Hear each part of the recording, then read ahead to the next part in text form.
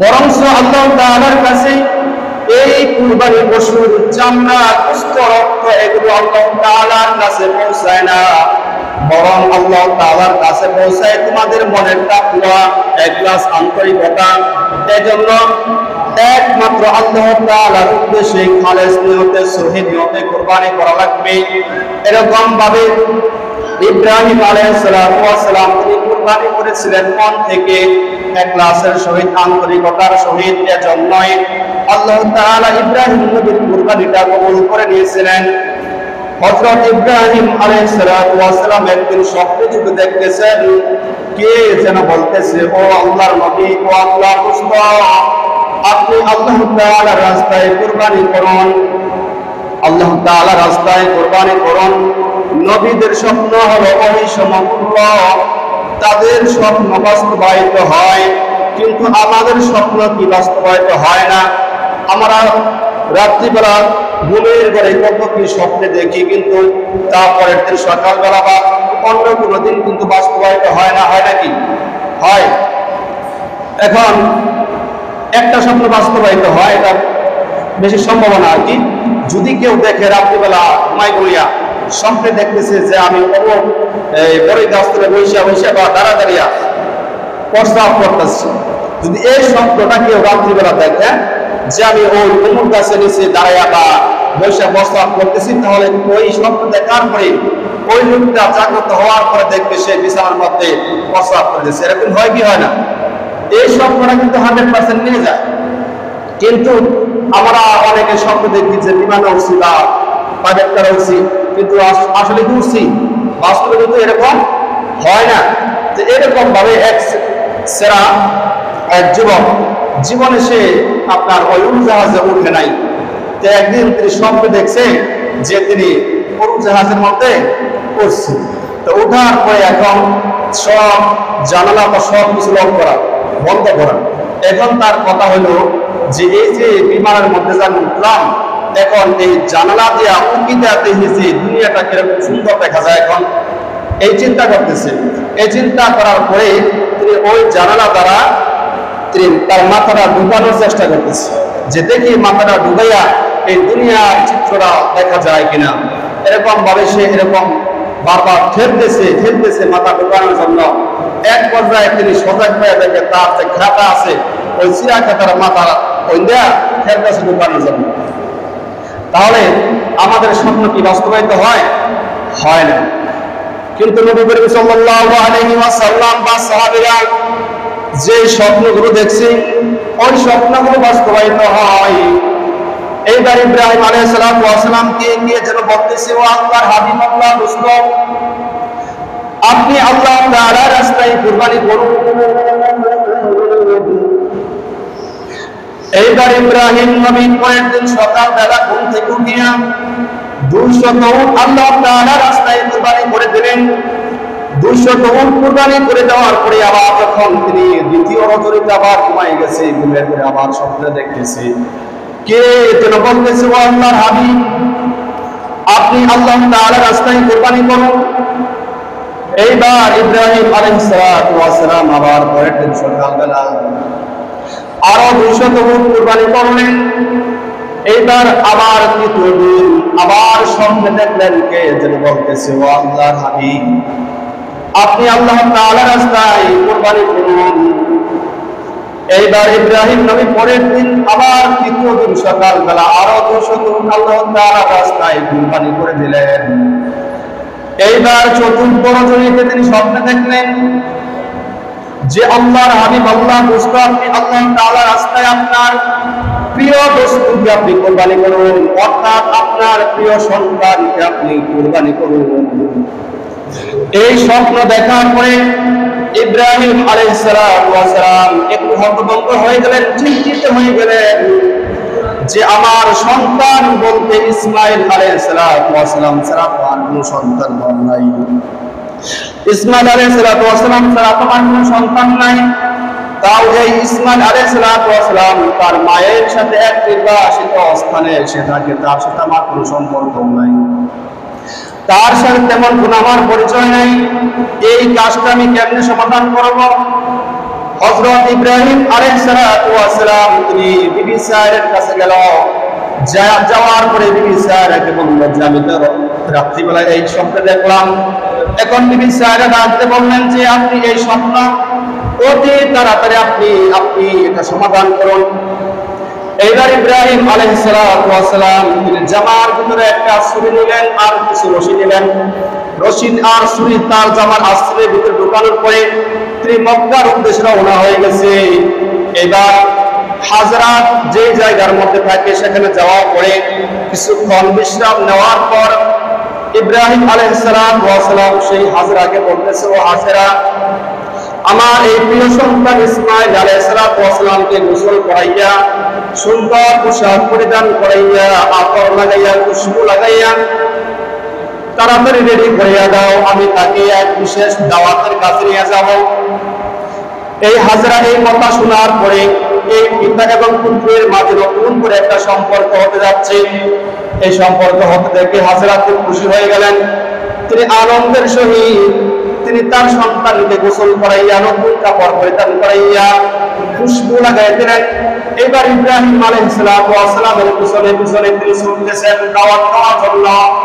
এইবার শয়তান মানুষের স্বরূপ ধারণ করিয়া বিবি হাজরা নিকটে আসলো। আসার পরে বলতেছেন, ও হাজরা, তোমার সন্তান ইসমাইল আলাইহিস সালাম সে কোথায় গেছে? হাজরা ডাকতে বলল, আমার সন্তান তার বাবার সঙ্গে সে দাওয়াত খাইতে গেছে। এই ইবলিস শয়তান ডাকতে বলল যে না না, তোমার সন্তান দাওয়াত খাইতে চায় নাই, তোমার স্বামী আল্লাহ তাআলার রাস্তায় কুরবানি করার জন্য আল্লাহ তাআলার আদেশ পেয়েছে তোমার সন্তানকে কুরবানি করার জন্য এক নির্ভুল স্থানে মিনা ময়দানে নিয়ে যাইতেছে, যেখানে কোনো মানুষ থাকবে না, যেখানে শুধু তোমার স্বামী আর তোমার এই সন্তানটা থাকবে, এমন একটা জায়গার মধ্যে নিয়ে যাইতেছে কুরবানি করার জন্য, আল্লাহ তাআলার আদেশ পালন করার জন্য। এবার হাজরা ডাকতে বললেন, শোনো, যদি আল্লাহ তাআলা আমার সন্তানকে কুরবানি করার জন্য কবুল করে থাকেন তাহলে আলহামদুলিল্লাহ, আমার কোনো সমস্যা নাই। এবার এই ইবলিস শয়তান তেমন কোনো ওয়াসওয়াসা দিতে পারলো না হাজরাকে। এবার এই শয়তান ইসমাইল আলাইহিস সালামের কাছে চলে গেল।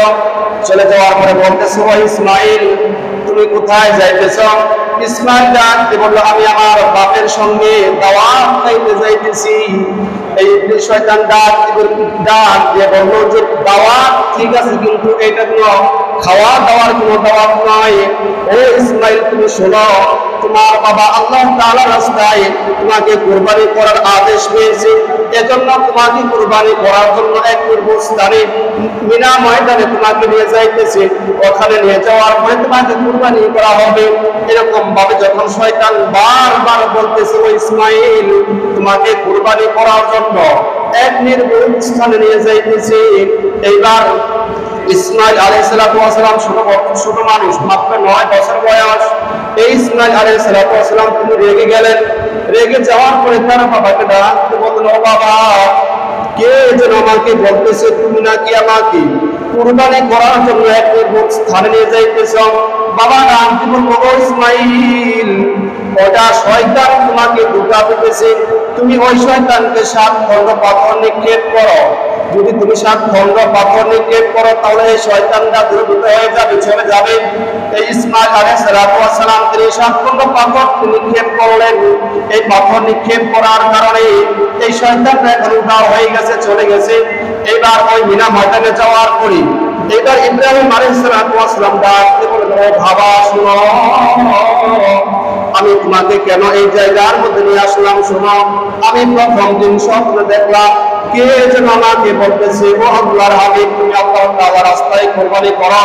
আমি পরে দিন সকালবেলা 200 উট কুরবানি করে দিলাম।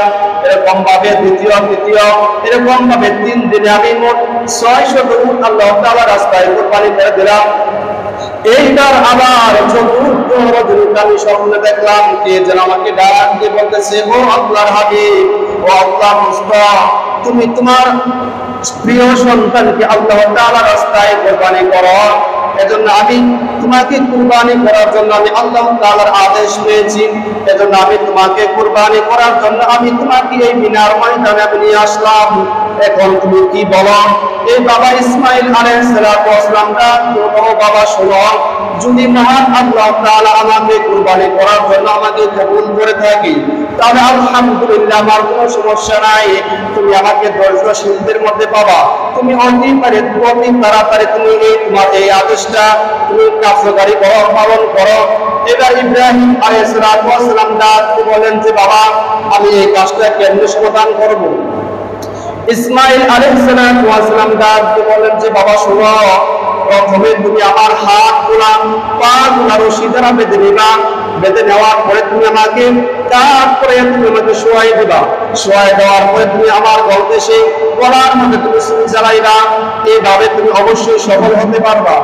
আর যদি তুমি আমার হাত পা গুলো রশি দ্বারা না বাঁধো, না বাঁধিয়া যদি তুমি আমার গলদেশে গলার মধ্যে ছুরি চালাও, তাহলে এমন হতে পারে এই হাত পা যখন ছুটাছুটি করবে, নড়াচড়া করবে, এই নড়াচড়া করার কারণে তোমার শরীরের মধ্যে এগুলো হাত এবং পা বাড়ি লাগতে পারে, তোমার আঘাত লাগতে পারে। এই জন্য তুমি খুব সুন্দর করে রশি দ্বারা আমার হাত এবং পা বেঁধে নিবা। তারপরে তুমি আমার গলার মধ্যে ছুরি চালাইবা। অবশ্যই তুমি এইভাবে সফল হবা। আরেকটা কথা তুমি শুনে রাখো, শোনো, যখন আমার জবাই করা কাজটা সমাধান হয়ে যাবে, জবাই করা যখন শেষ হয়ে যাবে, এই যে আমার শরীরের মধ্যে জামাটা আছে, জবাই করার কারণে এই গলা থেকে যে রক্তটা বাইর হবে, এই রক্তটা বাইর হওয়ার কারণে আমার জামাটা ভিজে যাবে। রক্ত মাখা এই জামাটা তুমি নিয়ে আমার মায়ের কাছে দিবা। কারণ আমার মায়ের আর কোনো সন্তান নাই, আর ছেলে কোনো সন্তান নেই, সন্তানই নেই, তার কোনো সন্তানই নাই। আল্লাহ তাআলা এই ইব্রাহিম আলাইহিস সালামকে 120 বছর বয়সে, অর্থাৎ কি বৃদ্ধ বয়সে আল্লাহ তাআলা এই সন্তানটা দিয়েছিলেন। তখন হাজেরার বয়স ছিল 99 বছর, অর্থাৎ কি একেবারেই বৃদ্ধ হয়ে গেছে, সন্তান হয় না। আল্লাহ তাআলার কাছে অনেক দোয়া করেছে। আল্লাহ তাআলা 120 বছর বয়সে আল্লাহ তাআলা একটা সন্তান দিয়েছে। সেই সন্তানকেও আমার আল্লাহ তাআলার রাস্তায় আমার কি কুরবানি করে দিতে হইতেছে। এর সাথে কষ্ট আছে। এইবার এই ইসমাঈল আলাইহিস সালাম বলতেছে যে বাবা শোনো, এই যে এই রক্ত মাখা জামাটা তুমি আমার মায়ের কাছে দিবা। কারণ আমার মায়ের তো আর কোনো সন্তান নাই, যার দিকে তাকাইয়া তিনি একটু স্বস্তি লাভ করবেন। তুমি এই জামাটা, রক্ত মাখা জামাটা তুমি আমার মায়ের কাছে দিবা। আমার মা এই রক্ত মাখা জামাটা দেখা একটু আল্লাহ তাআলার রেজামন্দি করবে, আল্লাহ তাআলার শুকরিয়া আদায় করবে। এইবার ইব্রাহিম আলাইহিস সালাম এই ছেলের কথা অনুযায়ী হাত এবং পা গুলো রশি দ্বারা তিনি বেঁধে নিলেন।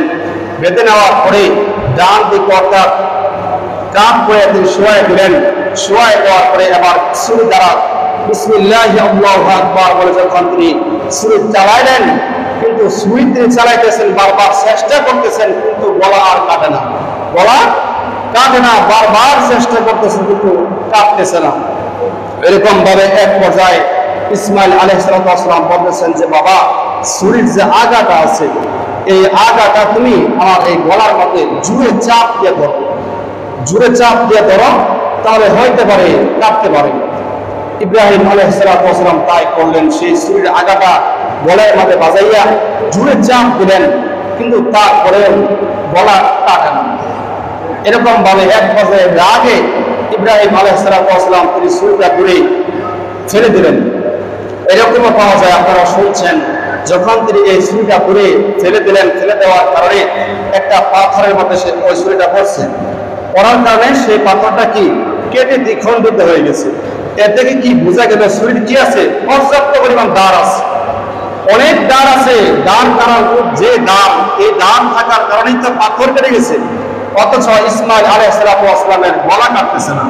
তখন আবার এই কথা পাওয়া যায়, যখন ছুরিটা তিনি ফেলে দিলেন, ফেলে দেওয়ার পরে ছুরি আওয়াজ দিতেছে, ও ইব্রাহিম, তুমি আমাকে এই ইসমাঈলের গলা কাটার জন্য আমাকে বলতেছে তুমি একবার, কিন্তু মহান রব্বুল আলামিন আমাকে এই গলা না কাটার জন্য আমাকে বলতেছে 10 বার। তাহলে আমি কার কথাটা মানব? অবশ্যই আল্লাহ তাআলার কথা আমাকে মানতে হবে, যেহেতু আল্লাহ তাআলা আমাকে কি 10 বার বারণ করতেছে। এবার ইসমাইল আলাইহিস সালাম বলেন যে বাবা শোনো, এইরকম ভাবে চোখ খোলা রেখে এরকম ভাবে তুমি আমাকে যে জবাই করবা বলা হয়, এটা আল্লাহ তাআলার কাছে পছন্দ হইতেছে। সবাই আপনারা সামনে কাতারে পুরা করে বসেন, আগে আগে বসেন।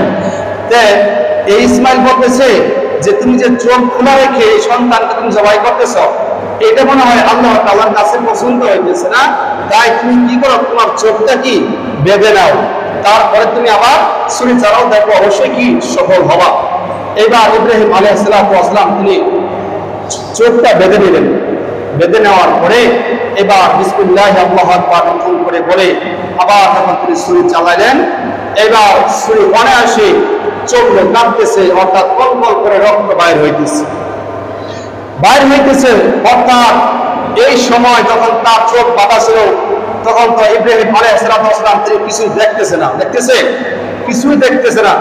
এবার এই সময় আল্লাহ তাআলা জিবরাইল আলাইহিস সালামকে বললেন যে ওই যে কুরবানির ইতিহাস ওই হাবিল আর কাবিল থেকে শুরু হয়েছিল, হাবিল যে কুরবানি করার জন্য যে পশুটা আল্লাহ তাআলা রাস্তায় পেশ করেছিল, আল্লাহ তাআলা তার কুরবানিটা কবুল করেছে, প্লাস ওই পশুটা আল্লাহ তাআলা জান্নাতের মধ্যে রেখে দিয়েছিল। সেই দুম্বাটা আয়না ওই ইসমাইলের পরিবর্তে জিবরাইল আলাইহিস সালাম সেখানে রাখলেন, আর ইব্রাহিম আলাইহিস সালাম সেই দুম্বাটা তিনি জবাই করলেন, আর ইসমাইল আলাইহিস সালামকে একটু দূরে দাঁড় করে রাখছেন। এই যে ইব্রাহিম আলাইহিস সালাম তিনি যে জবাই করছে, তিনি তো ভাবছেন যে আমার সন্তানকে আমি জবাই করতেছি, তাই না? কারণ আমার চোখের সামনে আর কেউ নাই, চোখ বাঁধা থাক আর যাই থাক, আমার সামনে কি আছে? আমার সন্তানই আছে। এই সন্তান মনে করেই তিনি কি করছেন? ছুরিটা চালাইছেন। তিনি সফল হয়েছেন যে কেটে গেছে, রক্ত বাইর হইতেছে, বোঝা যায় তো? কেটে গেলে কি বোঝা যায় না? বোঝা যাচ্ছে। তো এইবার যখন ইব্রাহিম আলাইহিস সালাম তিনি উঠে দাঁড়াইলেন, দাঁড়ানোর পরে যখন তিনি কাপড়টা সরানোর পরে তিনি অবাক হয়ে গেছে যে একটু কুয়া লাগতেছে, যে দেখা যাইতেছে যে তার সন্তান এক পাশে দাঁড়ায় রয়েছে। তাই তিনি চোখ দুইটা একটু কসলানোর পরে তিনি তাকায় দেখলেন যে তার ছেলে সন্তানটা ইসমাইলটা দাঁড়ায় আছে।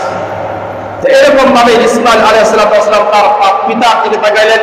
এরকম ভাবে পিতা এবং পুত্রের চোখাচোখি হইতেছে।